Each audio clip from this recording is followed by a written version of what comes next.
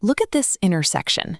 You're in a busy capital city. Cars are flowing smoothly, but there isn't a single traffic light in sight. Instead, a policeman in an ornate, hand-painted booth directs the flow of traffic. Yet, the same government managing this ancient-looking traffic booth also holds over $1 billion in sovereign Bitcoin and is actively designing futuristic megacities. This is Bhutan. It's a tiny, landlocked nation wedged right between two massive global superpowers, India and China.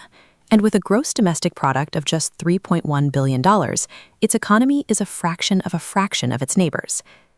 Behind the picturesque mountains, the country is facing a severe survival crisis. 18% of its youth are unemployed, driving a massive wave of emigration as young, educated people leave in search of better opportunities abroad. To survive the 21st century between these giants, Bhutan's leadership realized they had to shift the country's entire operating logic away from the traditional global focus on raw capital. In the 1970s, Bhutan's fourth king proposed a radical pivot. Rather than prioritizing raw capital and industrial output, the nation would orient its entire government around a new concept: gross national happiness. Gross national happiness operates as a rigorous mathematical framework. It uses 9 core domains, breaking into 33 indicators measuring governance, ecology, and time. While traditional models place factory output and stocks at the top, this framework forces those down, prioritizing psychological and social health instead. When you change the core mathematical formula for national success, every policy, law, and budget has to change to meet the new target. The country begins to behave entirely differently than the rest of the world. Because ecological resilience is a core pillar of their new metric, it dictates actual legislation. Bhutan's constitution legally mandates that the country must maintain at least 60% forest cover at all times. The results of that law are highly visible. Today, Bhutan boasts 72% forest cover across its territory. If we look at the carbon data in this chart, the nation emits roughly 1.5 million tons of carbon a year. But those vast protected forests absorb over 6 million tons annually. Through this strict constitutional design, Bhutan operates as the world's only mathematically verified carbon-negative nation. This same strict approach applies to how they handle foreigners. Bhutan operates on a high-value, low-volume tourism model, charging visitors a mandatory sustainable development fee of $100 per day. That heavy daily tax intentionally restricts the sheer volume of tourists, preventing environmental degradation. The government then funnels that direct cash into universal free healthcare and free education for all its citizens. This funding helps sustain a constitutionally mandated system of social services. It is part of a decades-long commitment to health and literacy that has seen life expectancy rise from just 27 in the 1960s to 70 today. But the social rules also demand strict adherence to tradition.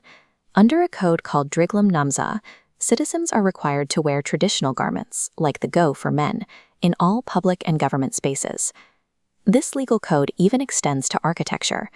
Every single new building, no matter how modern the interior, must conform to ancient aesthetic standards for window frames, colors, and roof lines. The government enforces these rigid laws as a calculated defense mechanism. They are intentionally designed to protect Bhutan's distinct identity from being erased by the homogenization of global culture.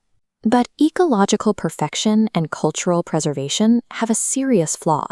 They don't inherently create high-paying modern jobs, and without those jobs, Bhutan's youth continue to leave. To fix this, the government is weaponizing its rugged geography. They are currently building massive hydroelectric infrastructure, carving dams into steep forested valleys to generate over 2,500 megawatts of power. This infrastructure generates enough power to stabilize domestic needs, with the massive surplus functioning as a direct revenue stream for the state. It also powers a massive state-owned Bitcoin mining operation. Bhutan is using its excess green energy to mint digital currency on an industrial scale. By mining over $1.3 billion in sovereign digital wealth, Bhutan found a way to participate heavily in global finance without building polluting factories or compromising its carbon-negative status. Now, they are launching the most ambitious phase of their survival strategy to bring their citizens home, the Galefu Mindfulness City. Spanning 2,500 square kilometers, this project is designed as an immense economic hub, built to attract global technology companies and foreign finance capital. The megacity avoids the standard concrete grid of other global financial hubs.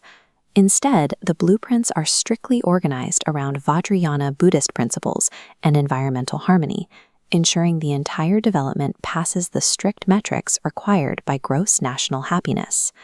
Bhutan refuses to function as a museum for tourists. Instead, the nation operates as an aggressive mathematical experiment, testing whether a country can secure its economic future without sacrificing its identity.